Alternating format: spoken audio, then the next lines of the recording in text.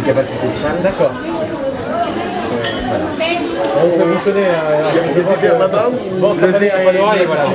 il y a des verres là-bas à disposition. Voilà. Bon, moi j'en ai fait un, mais d'accord. Bon appétit. Merci à vous, merci bien. Bon, voilà l'ensemble de ce qu'on a fait sur nos 43 collèges, mais là c'est l'occasion de venir voir vraiment sur ce collège ce qui a été réalisé. J'ai fait placer une photo qui date de la construction de l'établissement, qui date de 69. L'établissement a été ouvert en 1969 et il y a une photo d'époque. Et on voit bien alors notre bâtiment direction administration avec en haut des logements de fonction. Et ici le bâtiment pédagogique d'époque.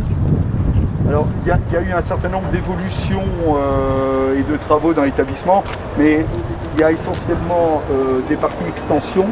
Ici, cette partie-là qui est une extension qui date de 2003-2004, une extension qui permet d'avoir un préau fermé, le pôle santé sociale, toute l'équipe vie scolaire qui est rassemblée, parce qu'avant il y avait les assistants d'éducation d'un côté, le conseiller principal d'éducation ailleurs.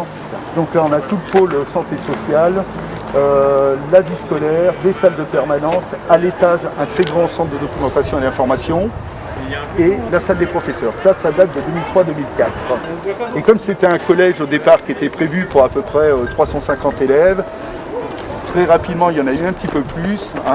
Il y a une deuxième, la dernière extension là-bas, c'est la partie grise qui date de 2014-2015 elle. Et elle a permis, au-dessus d'un préau fermé, de construire 3 salles de classe et au-dessus 2 salles spécialisées, c'est-à-dire la salle d'éducation musicale et la salle d'art plastique avec son local, son dépôt. Donc grâce à ces travaux d'extension, on peut accueillir par exemple cette année 420 élèves. Alors il y a eu d'autres travaux évidemment qui ont émaillé le et les derniers, mais je crois que M. Le Goff en parlera plus, c'est toute la rénovation du service de restauration qui nous a été livré au mois de janvier dernier. Et question de travaux, il y en a qui sont en cours et il y en a encore à venir. D'un point de vue structure de l'établissement, donc 420 élèves, malgré une baisse démographique un petit peu généralisée, on se maintient à 420, l'année dernière on avait 430 élèves. 14 divisions d'enseignement général, 4 divisions de SECPA, on a une section d'enseignement général et professionnel adapté. Et une particularité, c'est que tous les élèves sont ensemble. On n'a pas une SECPA qui est dissociée. Alors évidemment, il y a un atelier habitat et en rez-de-jardin, il y a un atelier hygiène, alimentation et service. Ça, ce sont les ateliers. Mais sinon, les élèves, pour tout ce qui concerne l'enseignement général, tous sont ensemble. Donc ça c'est bien. Pour les inclusions, les élèves qui vont dans les cours d'enseignement général, on a 2 dispositifs d'unités localisées pour l'inclusion scolaire, des ULIS. Et de ces 2 dispositifs ULIS, on a aussi des élèves qui vont en atelier et SECPA. Donc ça c'est vraiment une particularité qui est importante pour nous. Et donc 18 classes, 420 élèves, 70 adultes en tout, entre 35 et 40 professeurs, et en tout 70 adultes pour pouvoir faire fonctionner l'établissement. Les caractéristiques, parce qu'indépendamment de tous les enseignements qui sont dispensés, on a un projet d'établissement qui est en train d'être refait, mais derrière les préoccupations de réussite aux examens, de lien avec les familles, on a quand même 2 domaines dans lesquels le travail des professionnels est assez avancé. D'abord, c'est l'ouverture culturelle et artistique, parce qu'on trouve important que sur notre territoire, on ouvre nos jeunes à la culture et aux arts. Et il y a notamment un certain nombre de projets qui sont en lien avec la commune de Ploërmel et la communauté de communes. Par exemple, la classe orchestre à l'école. On a des jeunes de 6e et de 5e qui pratiquent des instruments à cordes, violon, alto, enfin ils sont un groupe d'une vingtaine. Ils ont 1 heure de pratique instrumentale et 1 heure en tout. en orchestre. D'accord. Ça, c'est en 6e et c'est en lien avec l'école de musique de Coermel. C'est en 6e et c'est en 5e. Alors, ça n'est pas une chame, on n'a pas tout poursuivi jusqu'en 3e, mais c'est une ouverture parce que derrière le travail musical, il y a aussi la visite d'un luthier, il y a une visite de l'opéra à Rennes, et pourquoi pas, parce que le contexte sanitaire ne nous a pas permis de le faire depuis 2 ans, assister à un opéra à Rennes. Donc il y a tout un programme autour de cette classe orchestre. D'autres projets aussi dont les professeurs s'emparent, et notamment en lien avec l'offre pédagogique du département. L'année dernière, on a une classe qui a participé au festival photo de la Gacilly. On n'a pas pu aller, mais chaque année, un professeur d'art plastique déplace ses élèves sur le domaine de Kerguéhennec, ou alors Susignaux, ou tout autant de projets dont les professeurs s'emparent. Donc tout ce qui est culturel et artistique, c'est vraiment quelque chose de fondamental dans l'établissement. Et le deuxième point, c'est tout ce qui relève de l'éducation au développement durable. On a des professeurs, et en particulier un professeur de SVT, qui fait énormément de travail. On essaye de végétaliser au maximum l'établissement. Alors il y a beaucoup d'espaces bétonnés, mais on essaye de végétaliser au maximum. Ce professeur a mis en place un jardin pédagogique avec une petite mare, et elle anime un club nature. Elle a fait obtenir le label Éco-Collège en 2019 et en 2020. Elle fait participer beaucoup les éco-délégués à la vie de l'établissement. On a un gaspillomètre à pain dans le self, il y a une revalorisation du papier, alors on fait attention entre le papier qui est à jeter vraiment, et là il est valorisé, il y a une association, et le papier qui peut resservir de bouillon. Donc on est vraiment dans cette démarche d'éducation au développement durable. Ça c'est un deuxième point très important de l'animation de l'établissement. Et comme autre caractéristique, on a une section voile. Des élèves, 14 élèves maximum, de la 6e à la 3e, qui au Lac-au-Duc, exactement, au Lac-au-Duc. Qui au Lac-au-Duc vont pratiquer une demi-journée, un après-midi par semaine. Voilà, sur chaque niveau, durant les 4 ans. Et ils font quelques sorties aussi en mer, entre guillemets, ils restent que là où ils ont des fois une... Alors dans le cadre de la section, ils doivent participer à une compétition en mer. D'accord. À une compétition en mer. D'accord. Voilà. C'est bien. Oui. C'est bien pour nos jeunes, c'est une activité ludique, mais c'est encore en lien avec la communauté de communes de Coermel. Voilà, procès assez... Qui est accompagné par le département d'ailleurs à ce titre-là, puisque justement ce partenariat est issu de ce genre de coopération que l'on réalise, et pour nous c'est précieux, parce que ça enrichit tout le monde, autant ça permet de contribuer véritablement à des activités auprès des collégiens, mais ça bénéficie à l'ensemble. Ça contribue à l'investissement. Et puis à travers la voile, la classe orchestre, toutes ces activités, on permet à des jeunes de s'ouvrir et de participer à des activités auxquelles ils ne penseraient pas s'inscrire. Parce que si on leur dit allez pousser la porte de l'école de musique pour aller pratiquer le violon, l'alto, le violoncelle, certains ne penseraient même pas. Là on leur dit venez, inscrivez-vous. On va vous faire jouer un petit peu, et puis peut-être qu'après ça vous donnera l'idée. Bien.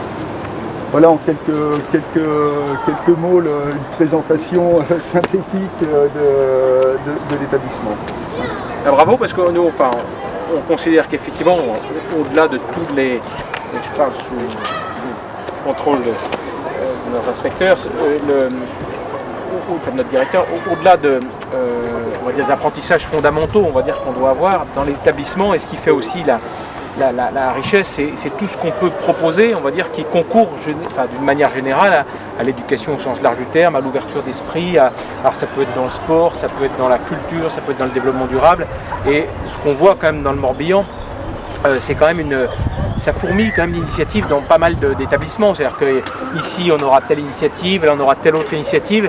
Et ce qui est bien, c'est que voilà, c'est pas imposé, complètement normé. Il y a voilà, il y a une part aussi où l'équipe pédagogique, les chefs d'établissement, les équipes pédagogiques se mobilisent et puis arrivent à avoir quand même des choses qui font que pour les élèves, c'est quand même particulièrement intéressant. Puis nous, notre rôle, c'est de pouvoir aussi accompagner toutes ces initiatives, tous ces projets. Oui, c'est le cas d'ailleurs. Je vois quand je suis arrivé, j'ai vu toutes les demandes, les sollicitations dans le cadre de l'offre pédagogique du département de la part des professeurs. Il y en avait des dizaines. Parce que, et c'est vrai que ça facilite et ça donne un support assez exceptionnel au travail des professeurs. Et c'est vrai qu'il y a un cadre adaptation à nos jeunes. Et en même temps, des professeurs que, je dois le dire, sont très enthousiastes et aiment bien faire un certain nombre de choses avec les élèves et ont pris en main le dépassement simplement des disciplines. Oui, bien sûr. Et puis ça permet aussi, c'est l'occasion d'aller un peu hors les murs, on va dire, du collège, mais sur une thématique qui est quand même en lien avec des enseignements, enfin des choses qu'ils vont voir dans l'année. Donc je trouve que ça aussi c'est intéressant parce que c'est bien aussi quand on est parfois un peu en groupe en dehors, on a d'autres comportements, d'autres visions, mais le support qui est celui-là, c'est la culture, d'autres vont être plus axés sur le sport, d'autres vont être le développement durable. C'est souvent l'occasion quand même d'un certain nombre de déplacements extérieurs qui sont assez enrichissants aussi. En parlant du sport, l'éducation physique et sportive se pratique sur les terrains de la commune qui sont à 5 minutes à pied d'ici. À 5 minutes à pied, il y a tous les terrains, stades, piscines, donc qui sont vraiment juste à côté. D'accord, donc ça c'est bien. Ouais. Oui. Ah oui, non, mais c'est bien parce que sur le PS, si effectivement on passe beaucoup de temps pour se déplacer et revenir déjà, plus se changer, après le temps d'activité quand même. Est-ce que c'est souvent sur quoi? Sur 2 heures les temps de PS? C'est 2 heures, ce sont 2 heures, parce que sinon c'est trop court. 2 heures, c'est-à-dire que les niveaux, ils ont 3 heures par semaine, il y a un bloc de 2 heures quinzaine. Parce qu'une seule heure, ça ne suffit pas. Mais on peut bénéficier de la voie verte, on peut aller comme ça jusqu'au lac. Cette année, on a choisi un autre format, mais l'année dernière, tous les 6e ont eu une journée d'intégration au Lac-au-Duc. Ils étaient accompagnés par la voie verte, c'est un endroit sécurisé, et ils passaient la journée là-bas. Là, ça sera plus près, ça sera au stade La Pérouse, mais le principe est le même. C'est la quête du roi aussi. Ça doit être question. Enseignants. Et les élèves d'ici viennent de combien les communes, c'est toutes les communes un peu autour bien sûr, majoritairement. Il y a 7 communes essentiellement, 7 communes autour. Alors, pour l'enseignement général, comme il y a une SECPA, comme il y a 2 dispositifs Ulysse, ça élargit beaucoup plus. Mais sur l'enseignement général, c'est quand même... Voilà, c'est un 5-6 écoles sur 7 communes autour de Ploërmel. Parce qu'après les autres c'est à Josselin, c'est à Malétroit, c'est à... Josselin, Malétroit, Guerre, Moron, plus au nord, Moron. Voilà. C'est bien. J'ai parlé assez rapidement des travaux tout à l'heure, je vais laisser... La demi-pension, qui était une grosse opération, on a mis près de 2 ans à la livrer. Et c'est une restructuration totale, avec une extension. On avait fait un diagnostic il y a un peu plus de 3 ans maintenant qui montrait qu'il y avait de nombreuses anomalies et fonctionnelles et puis du matériel un peu vétuste. Donc on a fait le choix d'une restructuration complète de la demi-pension. C'est un chantier qui a été interrompu par le Covid. On était en plein dans le Covid quand il a fallu qu'on arrête. On a eu quelques difficultés à reprendre. C'est ce qui explique aussi le délai un peu long de cette opération. Ce qu'il faut signaler, c'est que pendant les presque 2 ans de travaux, les collégiens ont pu toujours continuer à bénéficier d'un repas le midi, avec un service qui avait été parfaitement organisé par les établissements. Une liaison chaude avec une entreprise qui est basée au lycée Latouche. Et donc il y avait une liaison chaude quotidienne. Donc on a toujours pu fournir. D'accord, ça c'est bien. Donc c'est une opération de 2 millions. Moi je parle en AP, gestion de programme, 2,2 millions exactement. Une opération de près de 2 ans et qui réunissait près de 15 lots. D'accord. Donc ça c'était c'est l'opération. Et ça a été livré donc en janvier là. Donc ce février parlait des autres travaux, on a surtout une autre très grosse opération qui va démarrer et qui va porter sur la rénovation thermique de l'établissement, et en particulier donc, le cœur de l'établissement, le bâtiment ancien. C'est une opération fléchée plan de relance. On a deux comme ça, c'est des centres des collèges et à Malensac. Et puis Plouermel. Donc là on va travailler sur ce bâtiment-ci. On va donc y apporter une isolation par l'extérieur, travailler la façade avec un bardage. On reprend l'isolation complète au niveau de la toiture. On va changer toutes les menuiseries. Et comme on va rendre quasiment étanche le bâtiment, on est obligé aussi de reprendre tout le système de ventilation intérieure qui n'existe pas. Donc on va installer une double vue. Donc ça c'est en phase d'étude, il faut absolument que ça sorte pour répondre aux objectifs du plan de relance. En étude avant la fin de l'année, il faut qu'on ait signé les marchés avant la fin de l'année et on envisage les travaux dès l'année prochaine. En site occupé aussi, donc avec une coordination et un ordonnancement qui restera un peu complexe à monter. Et on fera ça avec l'établissement. Pour l'investissement de... Pour l'investissement, ça va être autour de 2 millions d'euros. D'accord. Je parle en APE. Oui, en APE, tout à fait. Beaucoup de travaux, beaucoup d'honoraires, etc. Ouais. En ce moment, on a donc des travaux qui sont aussi en cours et qui portent sur la rénovation des salles de sciences. Bon, c'est vrai que ces bâtiments-là, qui large de leurs artères, c'est les anciens CEG à l'époque, ils étaient un peu tous, mais un peu tous sous le même modèle. Donc, qui était aussi à Le Sage, c'était la même chose, mais avec un étage de plus et puis un peu plus long. Mais c'était un peu le même modèle. Une certaine efficacité. Oui, une certaine efficacité, voilà. Mais bon, c'est vrai que d'un point de vue thermique, il y avait à redire. Donc c'est aussi une ambition assez forte du département, notamment aussi dans le cadre du plan de relance, et ça avait été une décision qu'on a prise en mars dernier aussi, de pouvoir vraiment s'inscrire dans ce domaine-là et d'aller vers une rénovation thermique, en tout cas d'un certain nombre de bâtiments ou vers d'autres dispositifs. Et du coup, ça suppose effectivement une certaine réactivité parce qu'il y avait des éligibilités qui étaient...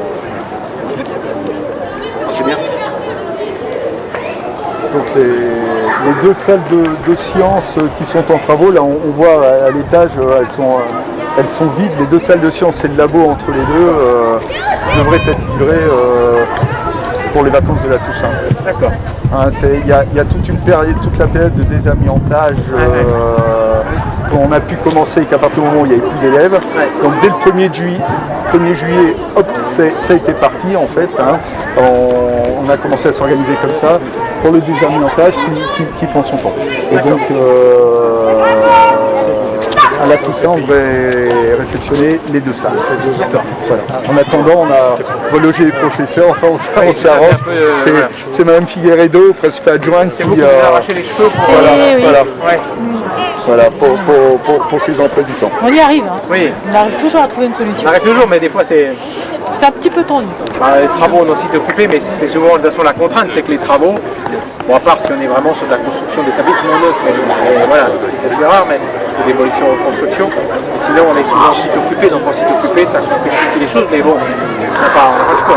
Donc il faut que ça continue de fonctionner. Avec en plus maintenant les travaux d'amiante qui ne peuvent plus être faits en présence des élèves, donc on est toujours obligé d'anticiper, de viser ça sur des périodes scolaires, des fois ça passe, des fois ça passe pas, on essaie de s'échauffer.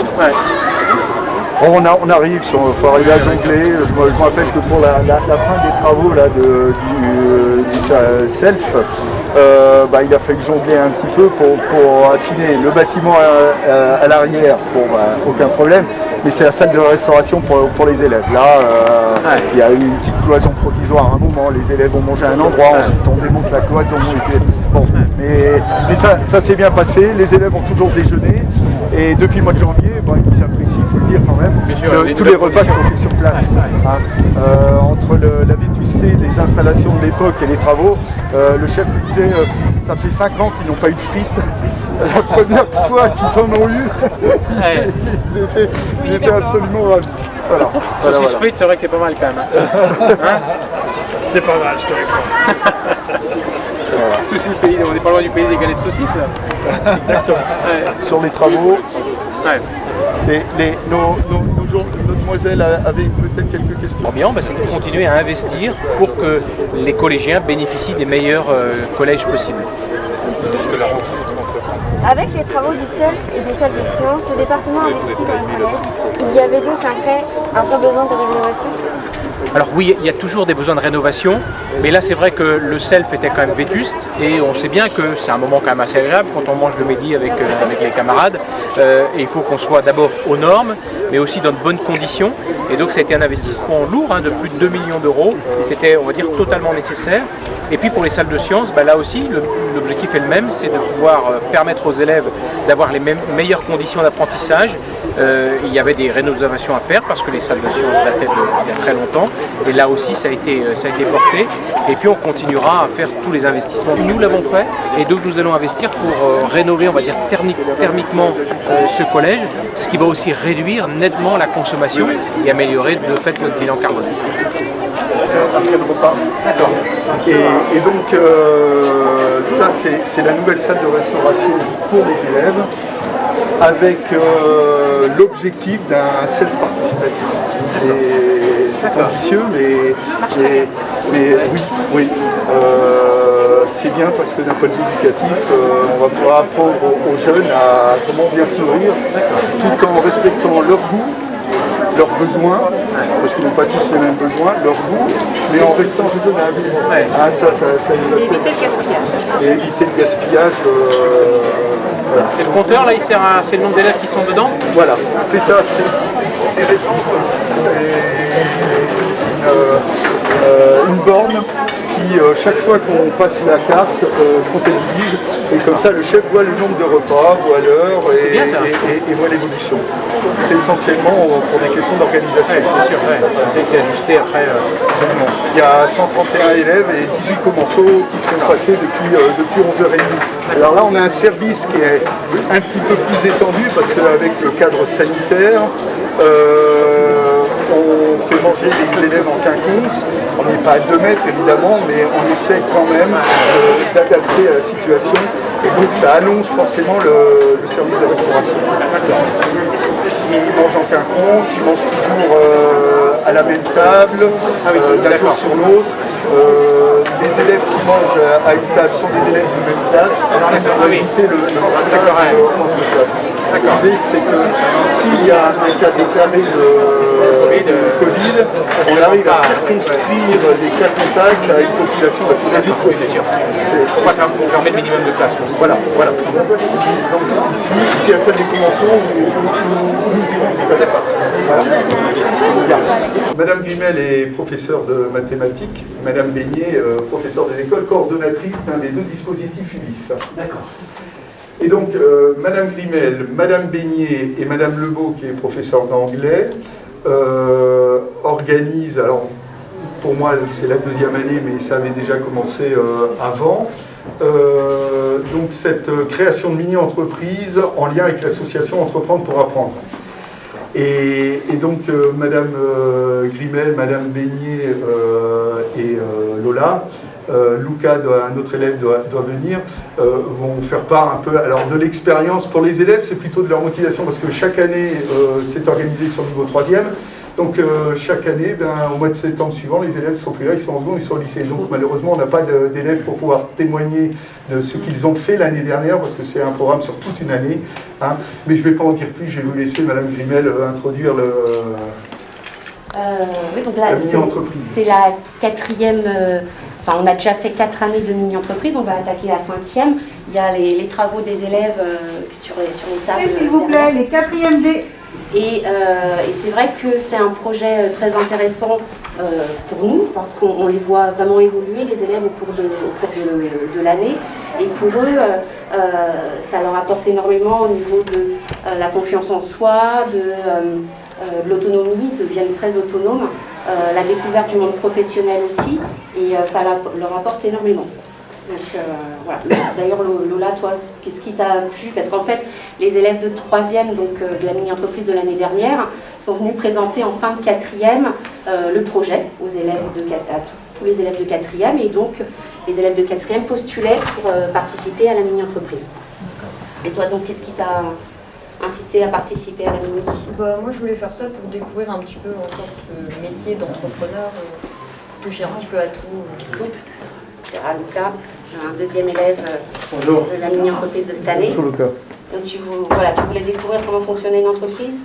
Et Luca, donc alors je te saute dessus, mais qu'est-ce qui t'intéressait dans la mini-entreprise? C'est savoir comment fonctionne une entreprise et comment la gérer, parce que plus tard j'aimerais vouloir faire une entreprise. Créer une entreprise. Oui. C'est déjà un domaine 6e C.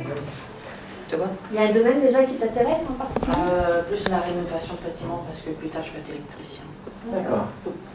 Et toi, tu as eu ton frère déjà En général, les fratries, quand il y en a un qui a commencé, les autres suivent aussi et intègrent la mini-entreprise. Et puis on a besoin d'entrepreneurs dans ce pays, de gens qui veulent entreprendre, qui veulent créer, qui puissent gérer des entreprises. On voit que on a quand même on n'est pas loin du plein emploi dans le Morbihan, hein. Enfin, même s'il y a encore des difficultés, mais on n'est pas loin du plein emploi quand même. Mais pour ça, il faut aussi quand même qu'on ait des entreprises qui se créent, qui vivent, voilà, il y a du potentiel, hein. On est dans des secteurs où il y a du potentiel, mais il faut effectivement inculquer aussi cet esprit entrepreneurial.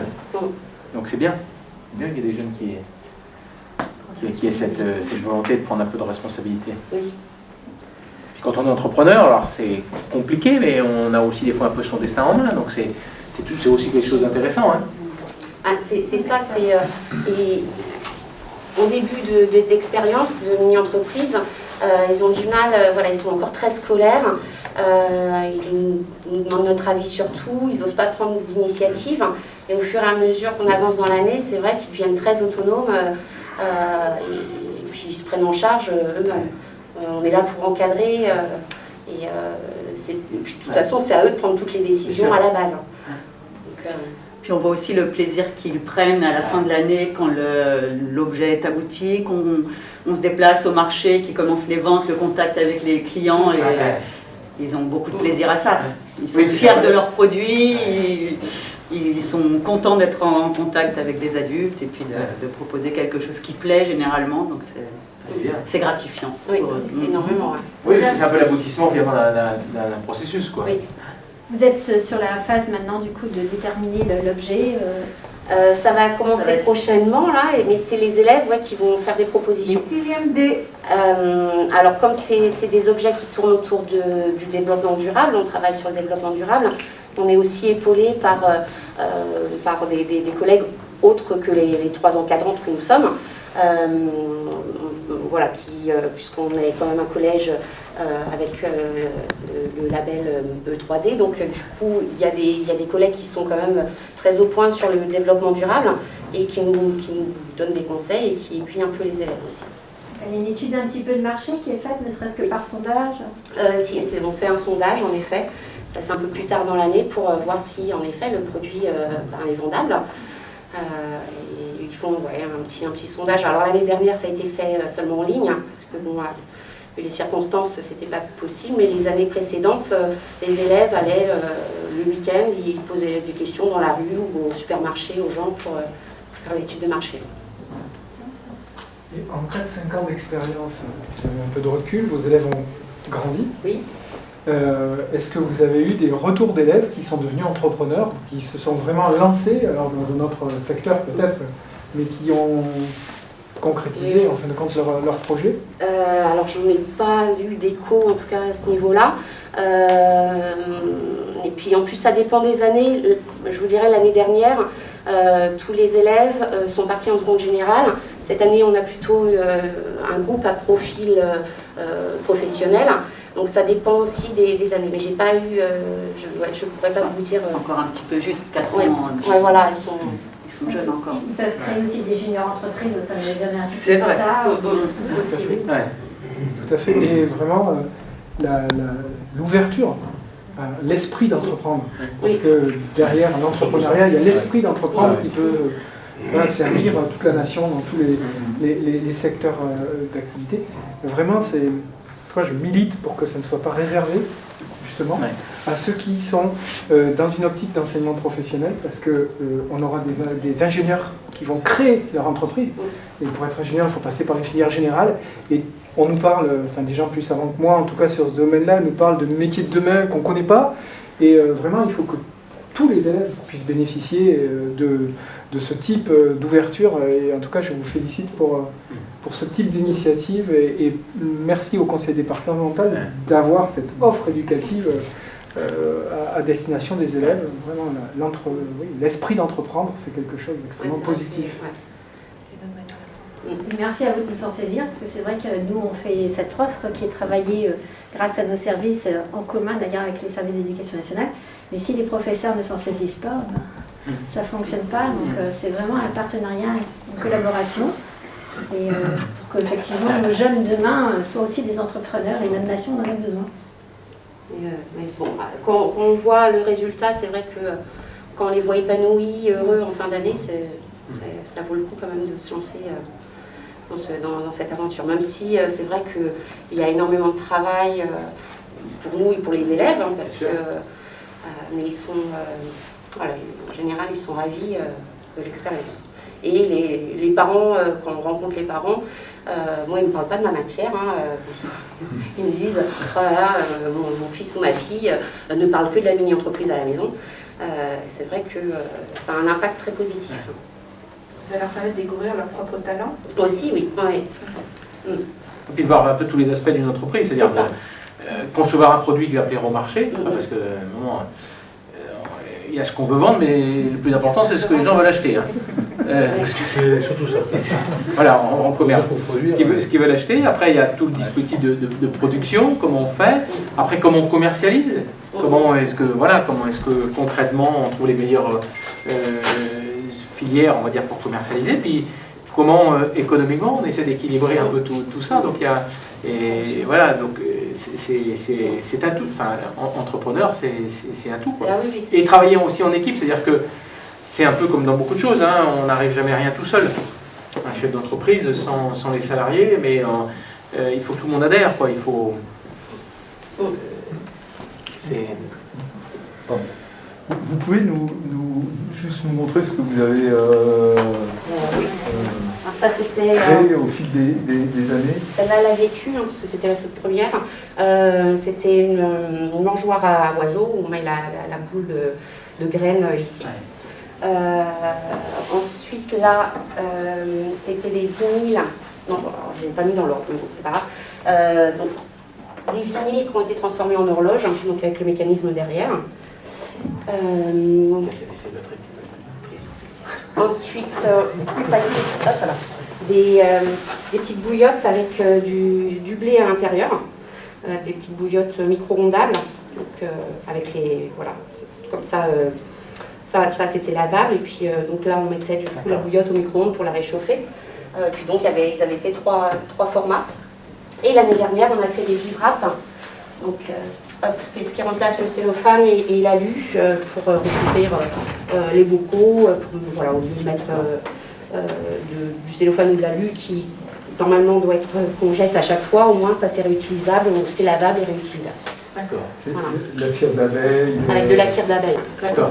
Et là, j'ai un élève l'année dernière, par exemple, sans qu'on lui demande, a pris l'initiative de faire appel à un apiculteur, de négocier la cire d'abeille, et puis il est revenu en disant, voilà, on lui donnera un kit, et puis en contrepartie, il nous donne la cire. Donc voilà, quand on voit ce genre d'initiative de la part des élèves, on est heureux. C'est bien. Ouais. Et on est bien épaulé aussi par l'ensemble de l'équipe du collège sur tout un tas d'aspects, comme le statut de l'entreprise. La collègue de la boutique solidaire nous a quand même conseillé dessus. Il y a les petits journalistes et la web télé qui viennent nous interviewer aussi régulièrement pour communiquer. Enfin voilà, il n'y a pas que nous trois, on a quand même, on est bien épaulé par les collègues. Ça s'articule aussi. Oui. Oui, c'est important de développer la culture économique.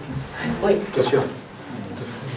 C'est quelque chose de très important. On a passé des accords avec la Banque de France pour plus tard, quand vous serez au lycée. On a des accords avec la Banque de France justement pour découvrir et aller un peu plus loin sur les mécanismes économiques.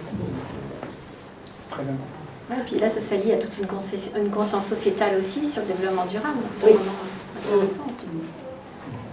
Le développement durable dont je parlais tout à l'heure, on le retrouve aussi. Économique, oui, parce qu'il faut les deux sont surtout pas antinomiques, au contraire, c'est une source de développement économique réel.